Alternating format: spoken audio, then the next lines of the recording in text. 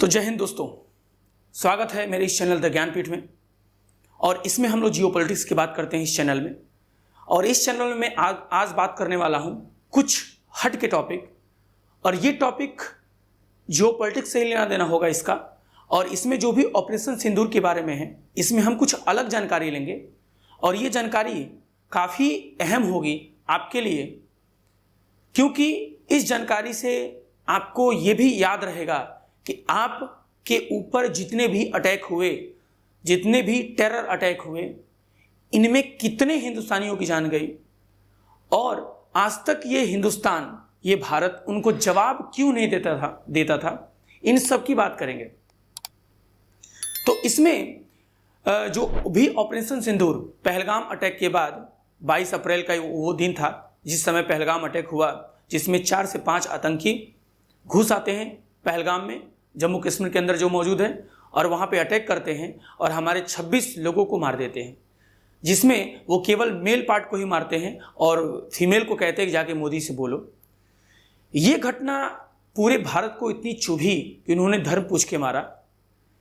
इसकी वजह से पूरा इंडिया एक्टिव हो गया और पाकिस्तान को लगने लगा डर, और ये डर इतना ज़्यादा बढ़ते चला गया। उन्होंने नहीं सोचा होगा कि ये अटैक भारत देश इतना ज़्यादा बड़ा कर देगा और हमको समस्या होने लगेगी।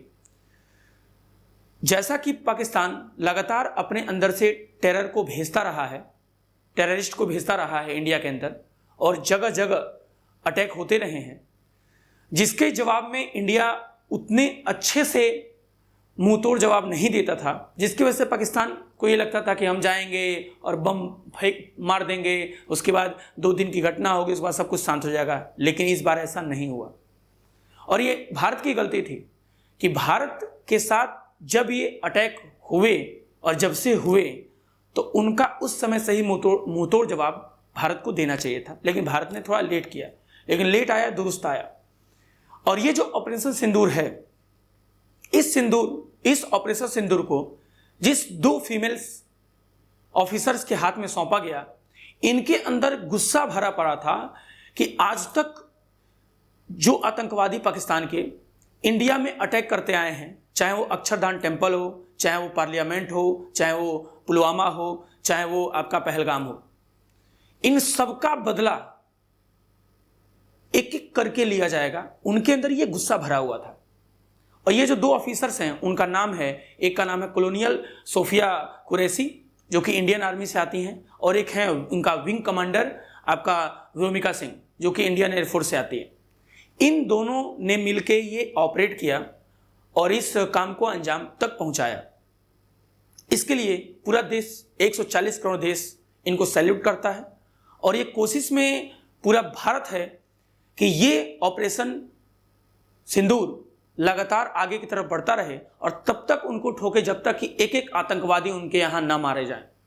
तो आइए हम बात करते हैं कि आखिर इनके अंदर जो जो इंडिया में पिछले सालों में अटैक हुए हैं, ठीक है, वो कब हुए हैं और इनके ऊपर उन्होंने क्या एक्शन लिया।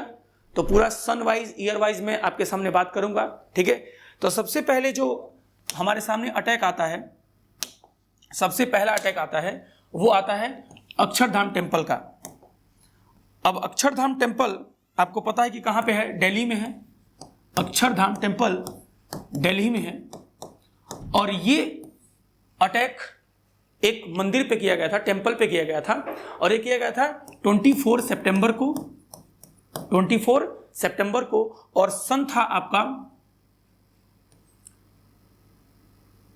2016 के आसपास, 2016 के आसपास का सन, या 2002 के आसपास शायद, हाँ 2002 के आसपास था। 14 सितंबर 2002 को ये अटैक किया गया था अक्षरधाम टेम्पल पे, जिसमें कम से कम 33 लोग मारे गए थे और 80 लोग इंजर्ड थे, 80 लोग इंजर्ड थे इसमें। तो ये भी एक बहुत बड़ा अटैक माना जाता है। उसके बाद अटैक होता है ताज होटल पे, जिसका सन आपको हम बताते हैं, जिसको घटना हम लोग बोलते हैं 26/11 के नाम से जानते हैं, और इसका जो सन था वो था आपका 2008।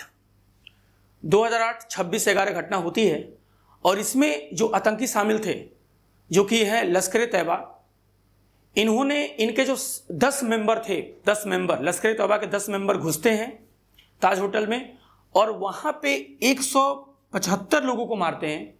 तो 175 लोगों की जान जाती है और कम से कम 300 से ज़्यादा लोग इंजर्ड होते हैं। तो ये इससे भी बड़ी घटना हुई 2008 में, जिसको हम आज 26/11 के नाम से जानते हैं, और ये सबसे बड़ी घटना थी।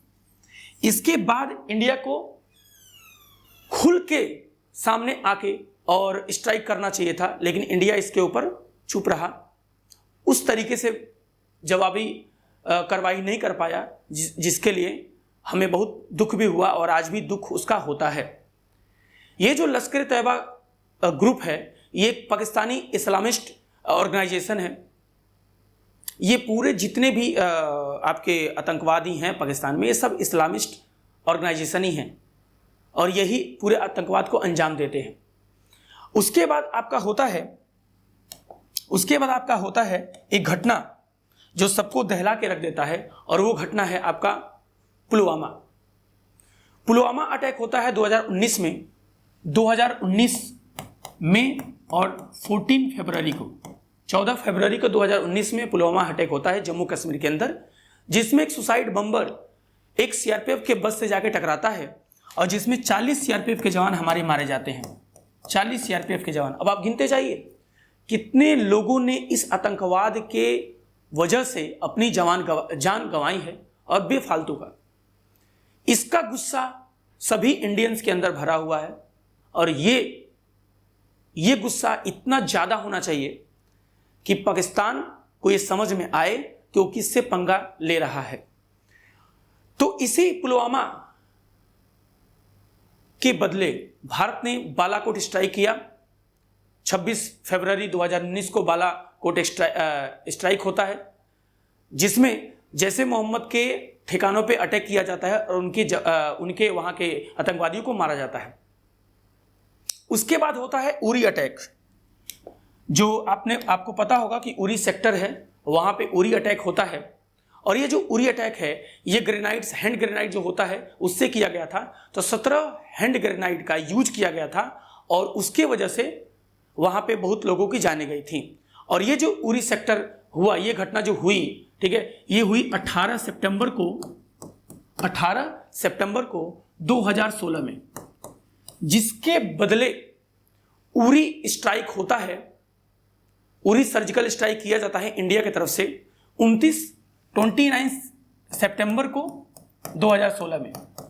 29 सितंबर को 2016 में ये सर्जिकल स्ट्राइक ऐसा रहा कि इसमें इंडिया घुस के पाकिस्तान के अंदर उनके आतंकी अड्डों को उड़ा देता है।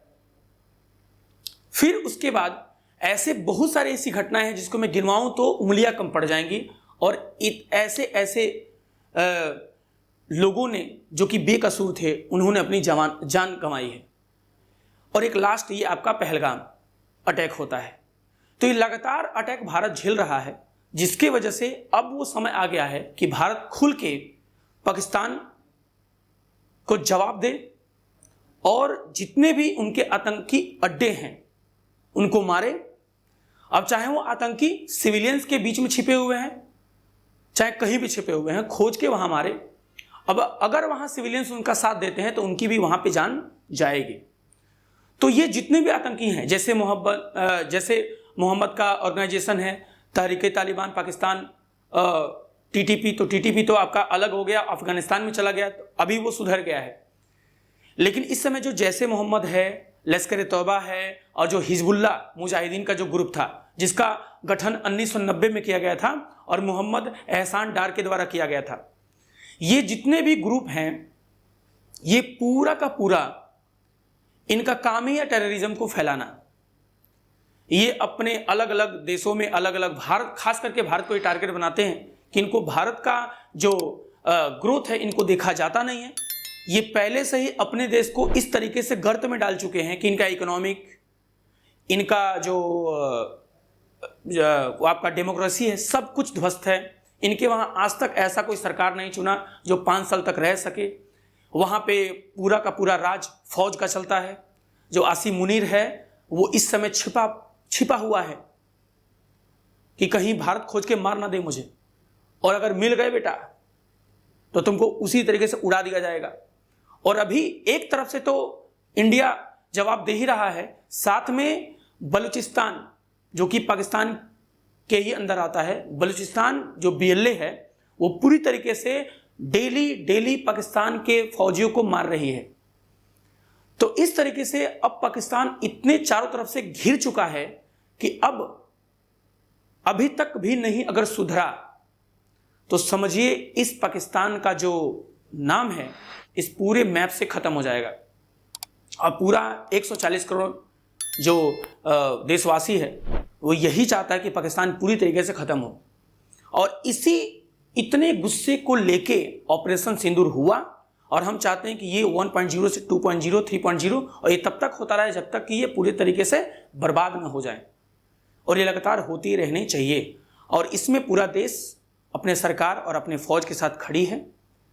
और आपको जितने भी हिंदुस्तानी हैं इनको भी भूलना नहीं चाहिए इनके द्वारा जो किए गए काम हैं, और इनका खुल के विरोध करिए ताकि हमारा जो इंडियन फौज है वो और अच्छे तरीके से इनको सबक सिखाए।